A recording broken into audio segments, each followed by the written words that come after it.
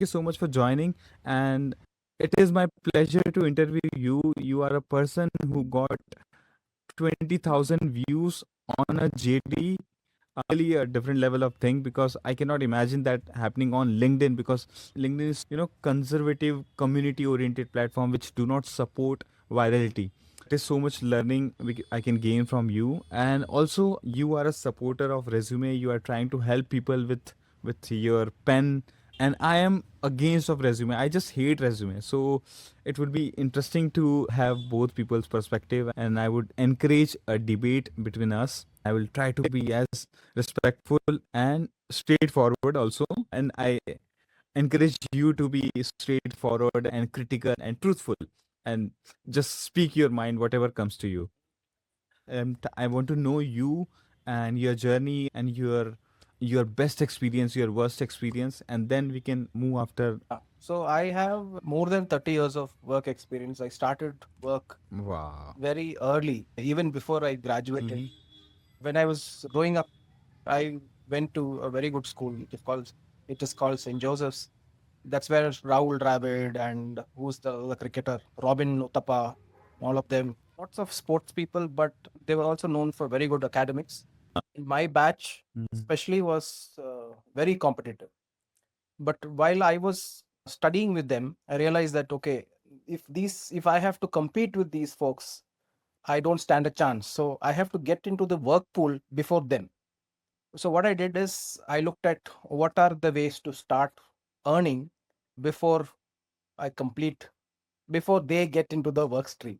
That was my intent at that time. And that's when I came to know about the Bosch apprenticeship, which was about a Mhm. 3-year program after my 10th. So I jumped at it and I really enjoyed the work.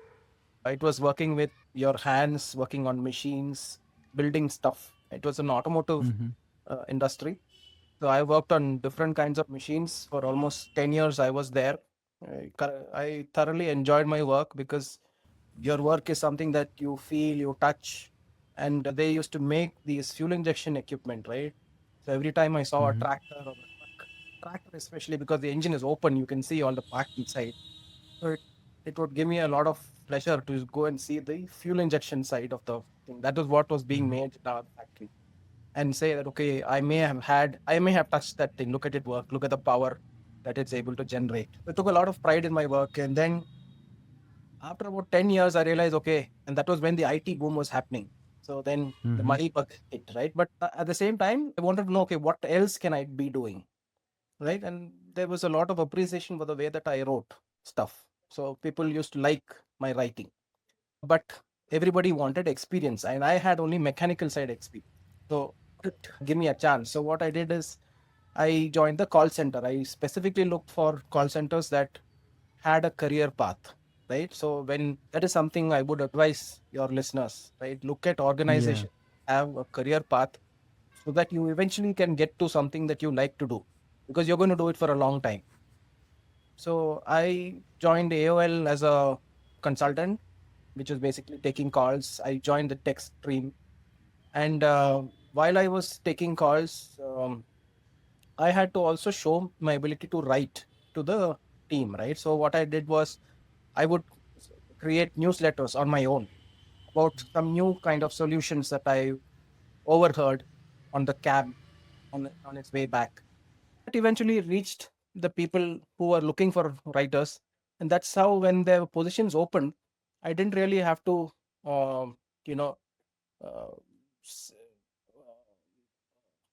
I didn't have to prove anything because my ability to write was already established by then, right? And so I got into that team as a tech writer, and I spent a few years there. And then later I moved a couple of companies. My last company was with Whatfix. They are a digital adoption platform. So that is my story so far. Thank you so much for sharing your story. And I have so many questions. I'm so curious, and it feels to me like I'm hearing some movie story or something. Because, like, when when we say documentation, head of documentation, or you are impressing someone with conveying the message. Okay. I don't know why, but isn't that really hard to convince someone that you need writing support, or I'm you don't know the writing, because it is something that we are doing it when since we are kid. So how someone will realize that I need support from a writing expert or a documentation expert or someone like you? Is that happen? Do people really, is it really hard for you to convince people that is it something that you should focus on, it is something important or something like that? Most people, we, maybe it's Indian genes or maybe just me, like we on marketing and the product, we never give so much importance on writing. So how do you look on this side of the thing? What you say is true, but in this particular organization, the customers started complaining about the documentation, right? So when they start to complain, you have to address their complaints, right? So I didn't have to convince them that they needed somebody professional. They were looking for that because they have faced that issue. And when it comes to documentation, it's one of the last departments that is set up in an organization. Till then, somehow they manage, till people start to complain. Then they bring in a professional, they get the things done. It's not, I would not say that it is a critical function. It will, the organization will run even without great documentation or without experts in this particular field. But when it comes to communication, let's go back to that resume thing. And this is again written communication, right? Of course, now people use AI, and that JD that I wrote was much before AI came into the picture, right?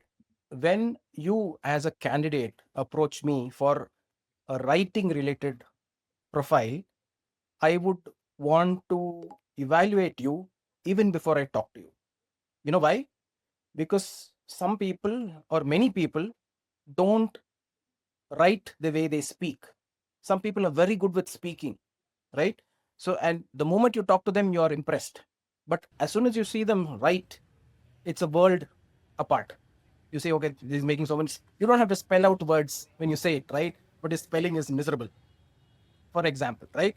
And similarly, there are other things when you're writing that could go wrong that you does not come out when you speak, which is why I've always felt that the resume is like your calling card, especially when it comes to a writing related profession.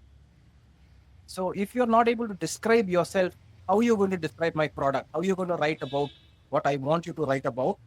If you don't, when you look at yourself as a product, I don't think anybody else will know you better than yourself, right? If you're finding it difficult and you have to approach somebody else to get your resume done as a writer, what is your state? What are you really a writer? Is my question. Yeah, definitely. Okay, when we talk about resume writing, I mean resume writing area, how do people realize? Again, I'm asking same question. Like, when do they realize that I need a writer? Okay, and one more thing. As a robot comes, first thing came to our mind that the blue collar work will be gone, and now after AI and this ChatGPT and Gemini and Cloud, they are doing good at writing.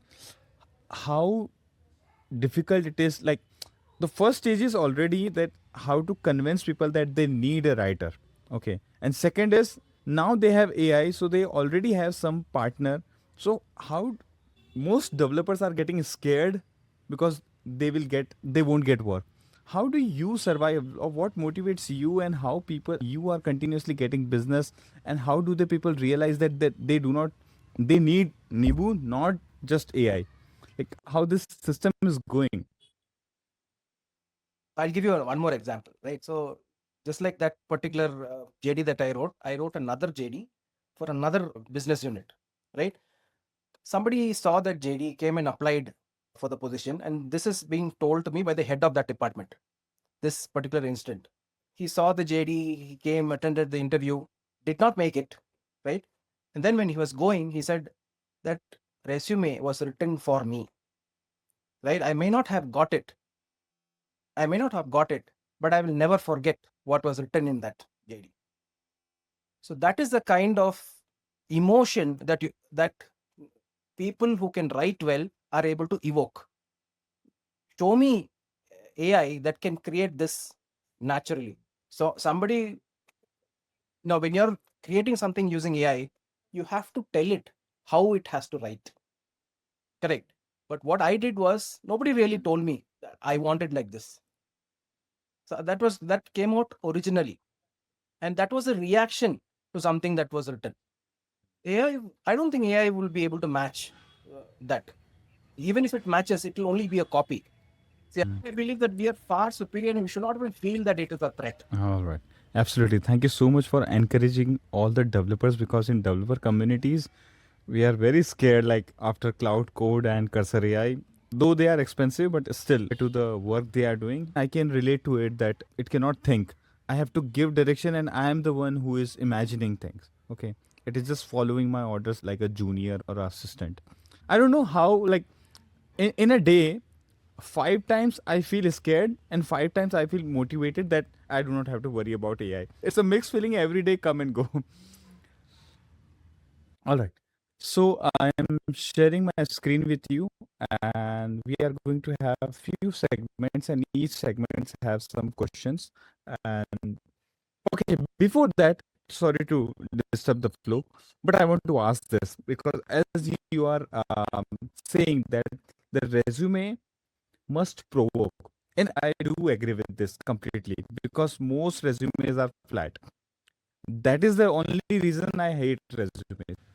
Yes, correct, correct. See, you have to, your resume is only as good as you make it to be, especially when it comes to a writing profession. How do you stand out from the crowd? If it is not for the resume, how would you stand out from a crowd of people who want the same position? There has to be a filter, there has to be a funnel, and it needs to keep becoming smaller because you can't choose from a pool of people, right? You have to say, okay, and this is done by eliminating, right? You're not looking for why they qualify, you're looking for why they don't qualify. You're getting rid of them so that what you're left with are only the qualified, right? That is an insight that people need to understand when they are creating a profile or when they're presenting themselves. Look at are they looking at what would disqualify me, or are they looking at what will qualify me? Most hiring managers are trying to disqualify people so that they get down to this funnel. Okay.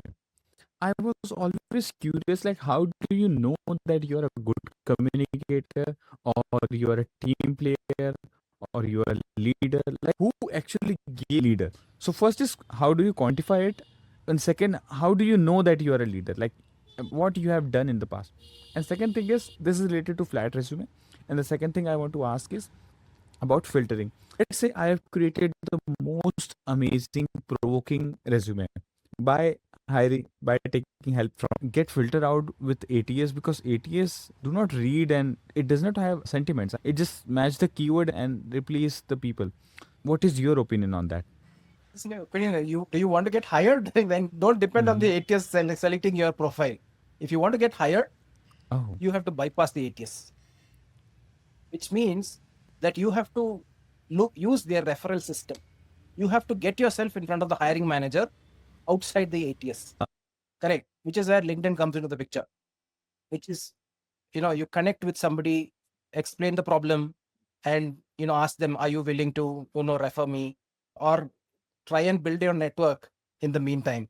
It's there's one saying in Malayalam where people, they say that they go into the toilet and then they look for the mug.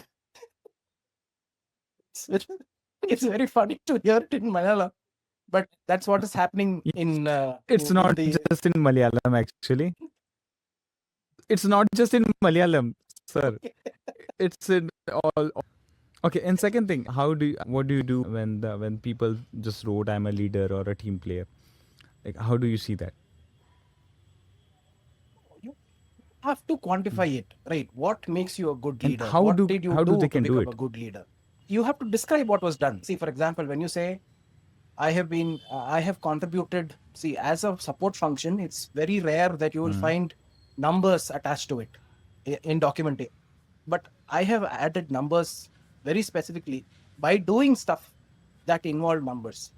See, for example, in the early days, I used to talk about this particular product to my friends and my classmates. They're all in very big position in my at senior partner level in McKinsey and vice presidents at large organizations. And because of these conversations, they actually bought the product. So 1 year I actually calculated and saw almost $170,000 in revenue came because I had these conversations. So I've added to the top line. When it comes to tools, there are some tools that are implemented in my previous company that continue to save the company $20,000 to $30,000 every year simply because of the way it was implemented. Even if I'm not there, they still benefit from that. That is also contribution to the bottom line. Any savings is a profit, isn't it? How are you able to communicate that on your resume? Unless you have done those things, you can't just put it down there. If you have done it, you should be able to put, this is what I did. So it has to be qualified. You cannot just put in adjectives and expect it to go through the ATS in the first place, and for the hiring manager to be impressed with what you put there and then call you. That's not going to happen. So you have to qualify. Before you qualify, let me stress, you have to have done those Absolutely things. agree. On the other side, like when company posts job description, it is also flat. I mean, they just wrote even I have seen many resumes where in key responsibility they have wrote HTML or CSS. I could be a no voice person in writing JD as compared to you because you are more senior in that. Key responsibility cannot be Java. It's a hard skill. Please separate those things. And about I have read one book, Recruiting Rockstar. You might have read it already.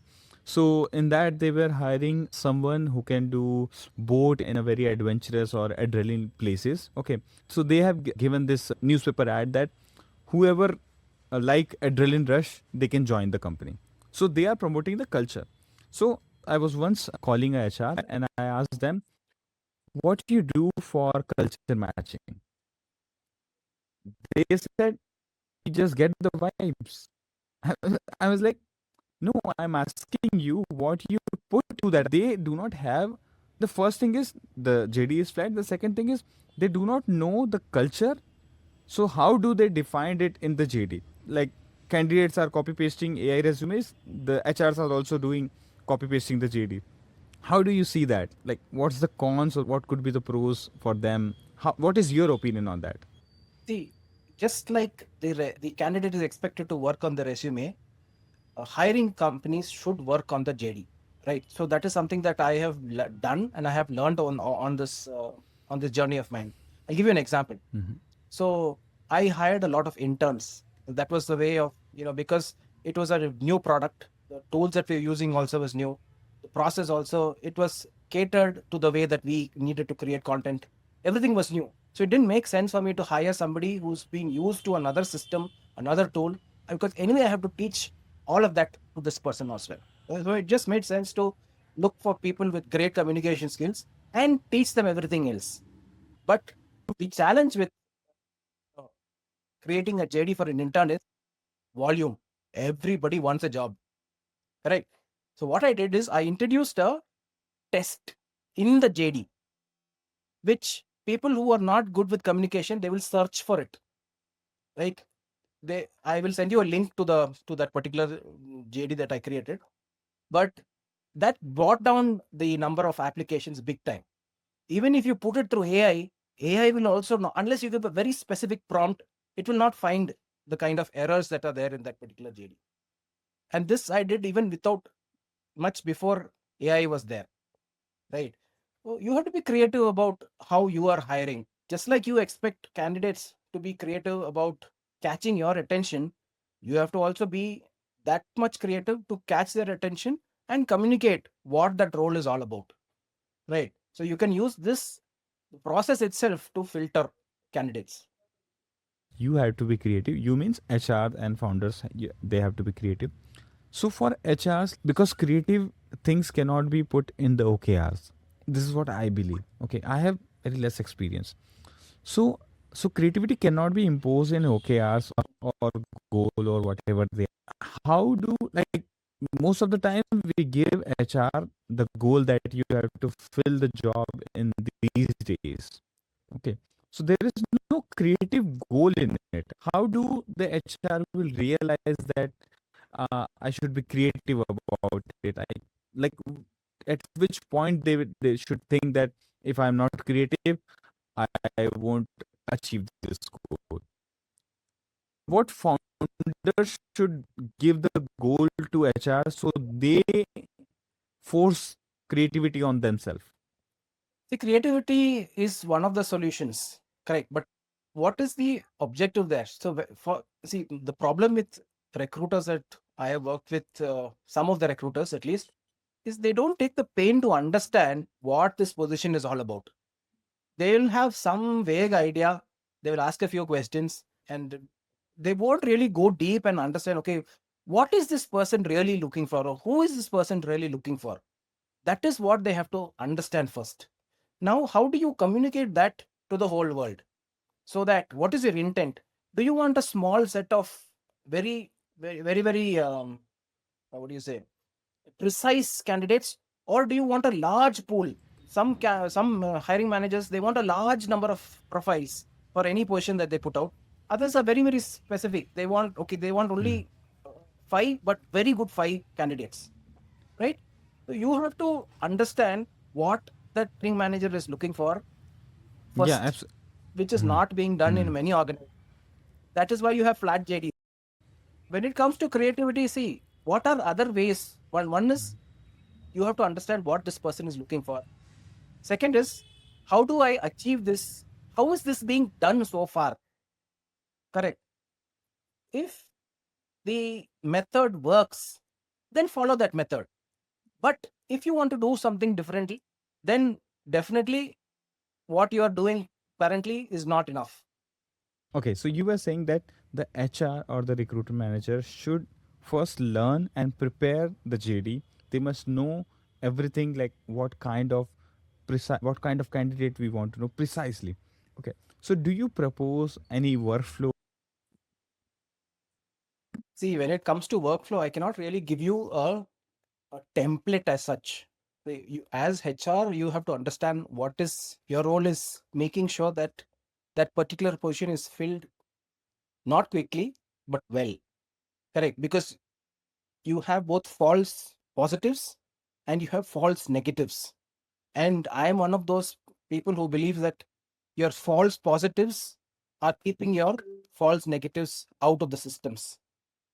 Maybe they would have helped your organization reach a maybe a different set of heights, but your process did not was not suitable to get them on board, right? So they turned out to be a false negative. That is very expensive. Your false positives will also ruin you. Your false negatives, you don't even know what value you could have got from them.